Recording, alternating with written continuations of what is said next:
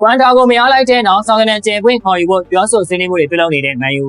ပရိသတ်များအားလုံးပဲမင်္ဂလာပါဗျာမန်ယူအသင်းကတော့သူတို့စိတ်ဝင်စားနေလိုက်နေခဲ့တဲ့ Sporting တောင်ပိုင်းကစားသမား Giovanni Quanta ကိုလက်လွတ်ဆုံးရှုံးလိုက်ရပြီးတဲ့နောက်သူတို့ရဲ့ပြစ်မှတ်ထဲမှာပါဝင်နေတဲ့အခြားကစားသမားတူဘက်ကိုမြောက်လည်လာခဲ့ပြီဖြစ်ပါတယ်မန်ယူအသင်းကဘတ်တစ်မှာခြေစွမ်းကောင်းတွေပြသနေတဲ့အန်တိုနီကိုအသင်းမှာနေရာပြန်ပေးဖို့မရှိတော့ဘဲအန်တိုနီရဲ့နေရာမှာ quality ရှိညာတောင်ပိုင်းကစားသမားတူနဲ့အစားထိုးသွားမှာလည်းဖြစ်ပါတယ်အထူးသဖြင့် Red Cliff တို့ကအသက်25နှစ်အောက်ကစားသမားတွေကိုပဲခေါ်ယူဖို့အဓိကကြိုးစားသွားမယ်ဆိုပြီး plan တစ်ခုရေးဆွဲထားတာကြောင့်မန်ယူကလည်းအဲ့လိုမျိုးအသက်25နှစ်အောက်အရွယ်ရှိတဲ့ကစားသမားတွေကိုသာအဓိကထားပြီးခေါ်ယူသွားဖို့စဉ်းစားလာပါတယ်။ကွမ်တာကိုတော့မန်ယူအသင်းဘက်ကတော်လေးစိတ်ဝင်စားခဲ့ပေမဲ့လည်းကွမ်တာကမန်ယူအသင်းမှာကစားရမယ့်သူ့ရဲ့နေရာကိုသဘောကျနှစ်သက်ခြင်းမရှိခဲ့တာကြောင့်ချဲစီကိုပဲရွေးချယ်သွားခဲ့တာဖြစ်ပါတယ်။ချဲစီမှာဆိုရင်ကွမ်တာကတောင်ပန်တိုက်စစ်မှုစစ်စစ်ကိုသာကစားရမှာဖြစ်ပြီးမန်ယူကတော့အစွန်နောက်ခံလူနေရာကနေပါဝင်ကစားရမှာဖြစ်ပါတယ်။ဒီအချက်ကပဲကွမ်တာကမန်ယူကိုညှင်းပယ်သွားခဲ့တဲ့အဓိကအချက်တစ်ခုဖြစ်လာခဲ့ပါတယ်။အခုလိုမျိုးကွမ်တာကိုလက်လွတ်လိုက်ရပေမဲ့လည်းမန်ယူအသင်းကတိတ်ပြီးတော့ဂိမ်းမဆိုင်ပါဘူး။သူတို့ရဲ့ radar ထဲမှာအစောကြီးကလေးကခေါ်ယူဖို့ရားထားတဲ့ကစားသမားတွေကတန်းစီပြီးတော့စင်းပြုစုထားတာကြောင့်ပဲဖြစ်ပါတယ်။လက်ရှိမှာတော့အသင်းရဲ့ညာတောင်ပန်တိုင်းစစ်နေရာအတွက်ဒီယာလိုရဲ့အခန်းကဏ္ဍကို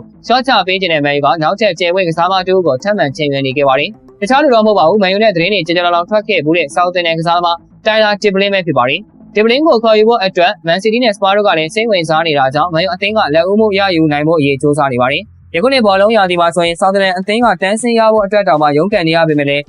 တိုင်လာတစ်ပလင်းရဲ့စွမ်းဆောင်ရည်တွေကတော့အတော်လေးကိုမှကောင်းမွန်နေခဲ့တာပါအသက်19နှစ်အရွယ်သားရှိတဲ့တစ်ပလင်းဟာယခုနှစ်ဘောလုံးရာသီမှာဆောက်တင်ရဲ့အဓိကကစားသမားတူအဖြစ်ခြေစွမ်းကောင်းတွေပြသနေနိုင်ပြီးဆောက်တင်အတွက်ပြန်ပွဲစုံပွဲပေါင်း30ထိပါဝင်ကစားပေးထားပြီးဖြစ်ပါတယ်ဒီတဲကမှတစ်ပလင်းဟာပရီးမီးယားလိပွဲစဉ်ပေါင်း25ပွဲထိပါဝင်ကစားခွင့်ရရှိထားတာပါဒီပွဲတွေအတွင်းတစ်ပလင်းကကိုရိုင်လေးကိုသွင်းယူထားပြီးဂိုးဖန်တီမှုနှစ်ကြိမ်ပြုလုပ်ထားနိုင်ခဲ့ပါတယ်ဆောက်တင်ရဲ့အခြေအနေကလည်းနေရေးနှစ်ခါနိုင်ရမယ့်ဂိမ်းကိုစိုက်နေပြန်ပါပြီအသင်းကရာသီကုန်မှာတန်းဆင်းရဖို့တင်ကြသလောက်ရှိနေခဲ့ပြီဆိုတာမှာဆောက်တင်နဲ့ဒီဝင်းတို့အကြားဆောင်ရွက်စာတမ်းနောက်ဆုံးနေတဲ့ကိုရောက်ရှိနေပြန်ပါတယ်။ဒါကြောင့်လာမယ့်ရာသီမှာဒီပလင်းရဲ့အပြောင်းရွှေ့ကိစ္စကတကယ်ဖြစ်လာနိုင်ခြေများပါတယ်။ဒါပြပပါဆန်ကနေပေါ်ပြခဲ့တဲ့သတင်းတွေအရဆိုရင်မန်ယူအသင်းကဒီပလင်းရဲ့အပြောင်းရွှေ့ကိစ္စအတွက်ပြောဆိုဆွေးနွေးမှုတွေကိုပြုလုပ်နေပြီးတော့သိရပါတယ်။ဒီပလင်းရဲ့စွမ်းဆောင်ရည်ကိုသဘောကျတာကြောင့်စီးတီးနဲ့စပါတို့ပြင်နျူကာဆယ်၊ဘာယန်နဲ့လိုက်စစ်တို့ကလည်းချိတ်ဆက်မှုတွေပြုလုပ်နေကြတာပါ။မန်ယူအသင်းကဒီပလင်းကိုဘာကြောင့်များအသေးအံလိုက်နေရတာလဲ။ဒီကရှင်းပါတယ်အင်္ဂလန်လူငယ်လေးရွေးချယ်လူငယ်ကျယ်ပွင့်ဟာဒီကအားဖြင့်ဘောကွင်းနယ်ကစားသမားအဖြစ်ကစားပေမဲ့ညာတော်မှတိုက်စစ်မှာလည်းအတော်လေးတက်တာရှိသွားတဲ့ကစားနိုင်သူဖြစ်ပါတယ်။ဒါအပြင်ဒီပလင်းကနံပါတ်10ရိုးနဲ့အင်မိုနီရဲ့3-3နေစနစ်မှာဆိုရင်အဓိကကျတဲ့နေရာကနေပါဝင်တဲ့